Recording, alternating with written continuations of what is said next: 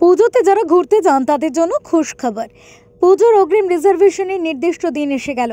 ভ্রমণ প্রিয় বাঙালি অনেকেই আগে থেকে পরিকল্পনা সেরে ফেলেছেন পুজোয় কোথায় কোথায় বেড়াতে যাবেন। বাঙালির এই ভ্রমণ আকাঙ্ক্ষা চরিতার্থ করতে অগ্রিম রিজার্ভেশন পিরিয়ডে টিকিট কাটার জন্য পূর্বরিল অনেক সুবিধা নিয়ে এসেছে।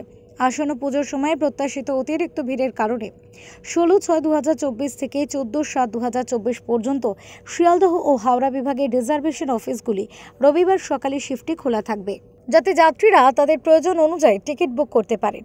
সিপিআরও কৌশিক মিত্র জানান, হাওড়া ডিভিশনের সমস্ত রিজার্ভেশন অফিস রবিবার উল্লিখিত শিফট এবং তারিখে খোলা থাকবে। শিয়ালদহ ডিভিশনের 45টি রিজার্ভেশন অফিস রবিবার খোলা থাকবে। আসন্ন পুজোর সময় প্রত্যাশিত অতিরিক্ত ভিড়ের কারণে 16 জুন থেকে 14 জুলাইয়ের মধ্যবর্তী সময় সমস্ত রবিবার অর্থাৎ 16 তারিখ, 23 তারিখ, 30 জুন এবং 7 এবং 14 জুলাই শিয়ালদা ও হাওড়া ডিভিশনের রিজার্ভেশন অফিস সকালের শিফটে খোলা থাকবে, যাতে সাধারণ মানুষ তাদের প্রয়োজনীয় টিকিট আগাম বুক করে রাখতে পারেন পুজোয় বেড়াতে যাওয়ার জন্য। কলকাতা থেকে শেখ এরশাদের রিপোর্ট, ওঙ্কার বাংলা।